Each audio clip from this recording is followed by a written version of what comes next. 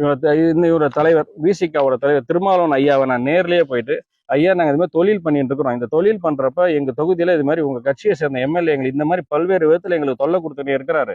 இதுக்கு கொஞ்சம் பார்த்து நீங்க சொல்லுங்க. அப்புறம் அவர் வந்து, தம்பி நீங்க ஒன்றும் கவலைப்படாதீங்க, உங்களுக்கு எந்த பிரச்சனையும் வராது, நீங்க நல்லபடியா நீங்க தொழில் பண்ணுங்க, நம்மளுக்கு வந்து டூரிசம் டெவலப் பண்றது நல்ல விஷயம் தான் நீங்க பண்றீங்க, இனிமே அவர் எந்த தொல்லையும் பண்ண மாட்டான்னு சொல்லிட்டு போன ஜனவரி மாசம் 27ஆம் தேதி அன்னைக்கு நான் பார்த்தேன். 25 வருஷம் 27ஆம் தேதி அன்னைக்கு நான் நேரில் போய் மீட் பண்ணேன் நான் அவரை. அதோட போட்டோ இது சரிங்களா.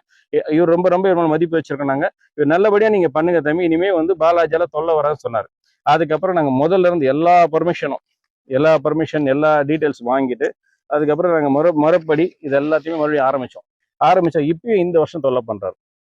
சமீபத்துல ஒரு 2 மாசத்துக்கு முன்னாடி இவர் தொகுதி திருப்போரூர் தொகுதியில ஒரு ஏரோப்ளேன் வந்து கீழே விழுந்தது.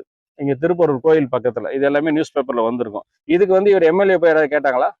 ஏதாவது வந்து, ஏங்க எம்எல்ஏ பாலாஜி சார், எதனால இந்த ஹெலிகாப்டர் கீழே வந்தது, நீங்க ஏன் இதை போய் சரியா கவனிக்கலையா, இதை போய் சர்வீஸ் பண்ணலையா, இந்த பைலட்டுக்கு வந்து லைசன்ஸ் இருக்கா இல்லையா நீங்க செக் பண்ணலையான்னு சொல்லி எம்எல்ஏ யாராவது போயிட்டு கேட்டாங்களா? இது கவர்மெண்டோடது இது. ஓகேங்களா?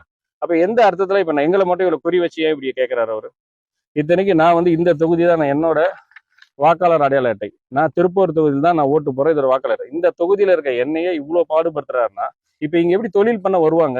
இந்த இந்த இந்த இவர் இருக்கிற தொகுதியில தொழில் பண்ண முடியுமா? முதல்ல யாராவது? இவர் வந்து பாலாஜி, அவர் பேர் வந்து எஸ் பாலாஜி கிடையாது, அவர் பேர் வந்து பொய் பாலாஜி. அவர் வந்து எது எடுத்தாலும் பொய் தான் பேசுவார் அவரு. இது உதாரணம் நாங்களே சொல்றோம். இதுக்கோசரம் அவர் என்ன பேர் வச்ச காரணத்துக்கு என் மேல வழக்கு தொடரட்டும், அதை நான் ஃபேஸ் பண்ணிக்கிறேன் நான். சரிங்களா? கடந்த 3 வருஷமா எந்த ஒரு ஜிஎஸ்டி நிலுவை இல்லாம முழுமையா நாங்க இன்னைய டேட் வரைக்கும் முழுமையா செலுத்திருக்கோம். இது இல்லாம கடந்த 3 வருஷமா வருமான வரி ஐடியை நாங்க எல்லாமே ஃபைல் பண்ணியிருக்கோம். இது தவறான ஒரு தகவலை வந்து அவரு பொய் சொல்றாரு. இந்த மாதிரி இவங்க வந்து எந்த காசும் கட்டல, எல்லாத்தையும் இவங்களே சம்பாதிச்சுட்டு போயிடுறாங்க அப்படின்றாரு.